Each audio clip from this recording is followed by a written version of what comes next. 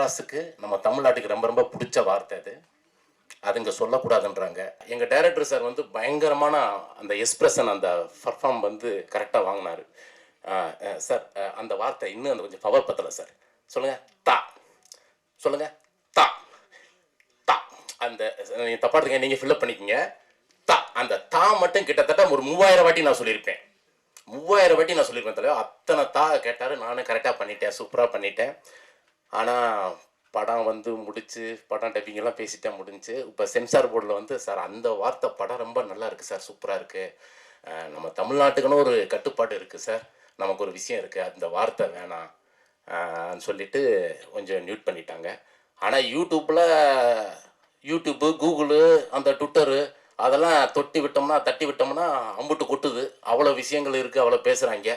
ஆனால் இதில் மட்டும் அப்படி ரொம்ப ஸ்வீட் பண்ணிட்டாங்க. இந்த ட்ரைலர் பார்க்கும்போது லைட்டாக அழுக வருது எனக்கு. ஏன்னா நான் அவ்வளோ கஷ்டப்பட்டு நான் நடித்தேன்.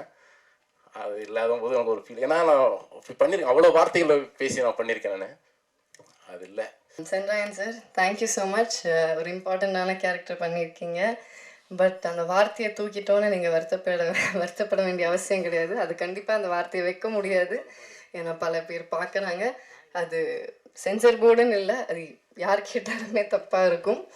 பட் நீங்கள் என்ன சொல்ல வரீங்கங்கிறது ஈஸிலி உங்கள் பெர்ஃபார்மன்ஸில் புரிஞ்சிடும். ஸோ அந்த ஒரு வார்த்தை தான் உங்களோட பெர்ஃபார்மன்ஸை டிஃபைன் பண்ணணுங்கிற அவசியம் இல்லை. ஸோ கண்டிப்பாக நல்லாயிருக்கும்.